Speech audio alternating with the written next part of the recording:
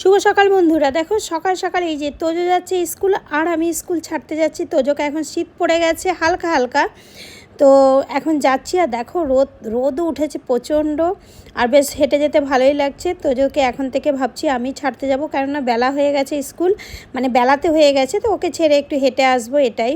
তো দেখো স্কুলেও বেশ সব ছাত্র মানে ছেলেপেলেরা সোয়েটার পরেই গেছে।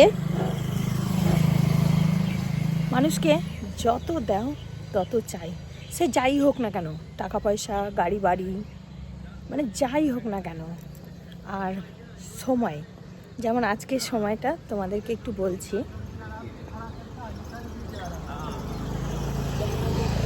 আগে আমার তোজোর স্কুল ছিল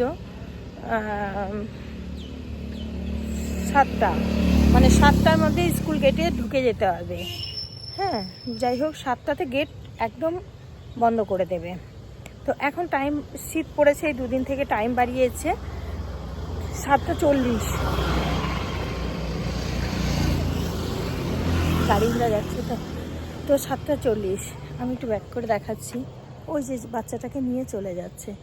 এরকম কিন্তু ডেলি একটা দুটো বাচ্চা তো এরকম ফিরে যায়। তো ফিরে গেলে কিন্তু খুব খারাপ লাগে, ইস একটুর জন্য। কিন্তু ওই যে টাইম বাড়িয়েছে তাও এরকম মিস। আগে কিন্তু টাইমটা কম ছিল, 7টায় ছিল, আর এখন 7টা 40 হয়েছে। গাড়ি ঘোড়া যাচ্ছে তো কথা বলছি, তাই সবাই কি ভাববে, তাই কি কেমন লাগছে।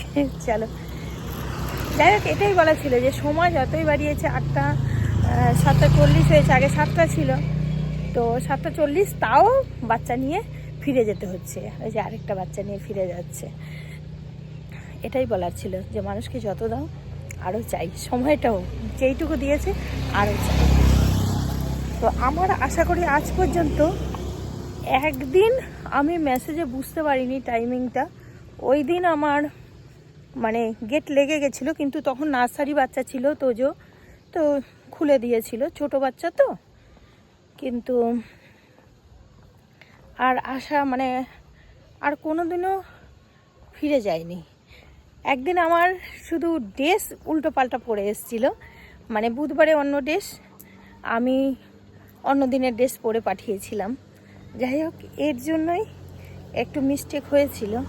কিন্তু টাইমটা আমার সবসময় মনে হয় যে না, টাইমের আগে পৌঁছানো খুবই দরকার।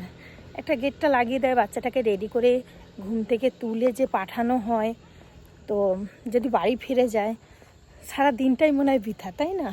তো যাই হোক, চলে এসেছি। এই যে তো যে ওকে ছেড়ে একটু দাঁড়িয়ে থাকলাম গেটের কাছে, তো তারপরে একটু হাঁটতে বেরিয়ে পড়েছি। চলো একটু হেঁটে তারপর বাড়ি গিয়ে আবার দেখা হচ্ছে তোমাদের সাথে।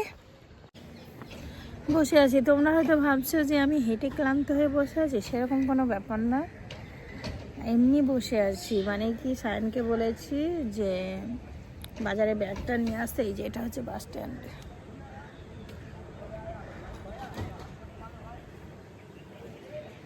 তো আমি যাই বাড়ি এই দিক দিয়ে, কিন্তু এই বাস স্ট্যান্ডে এখান থেকে বাজার, তো আমি বাজার হয়ে বাড়ি যাব।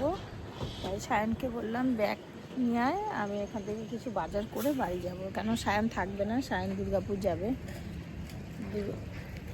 দুর্গাপুর, হ্যাঁ দুর্গাপুরে। তো যাই হোক, তার জন্য একটু বসে আছি, সায়ন আসুক তারপর যাব।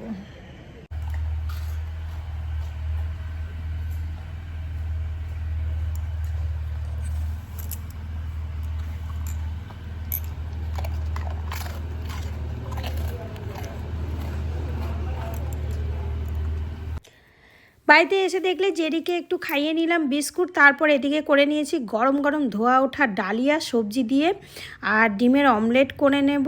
আর এদিকে রান্নাটাও করে নিয়েছি, তো তার আগে টিফিনটা এই যে করে নেব, মানে খেয়ে নেব। আর রান্নাও তার সাথে সাথে কমপ্লিট হয়ে গেছে। দেখো, এটা ছিল কালকের ডাল, সেটা একটু ধনেপাতা কুচি দিয়ে গরম করেছি, আর ভোলা মাছ করেছি বেগুন দিয়ে, আর এখানে একটু কালকে চুনো মাছ ছিল। তো এটাই হচ্ছে আজকে রান্না বান্না। চলো।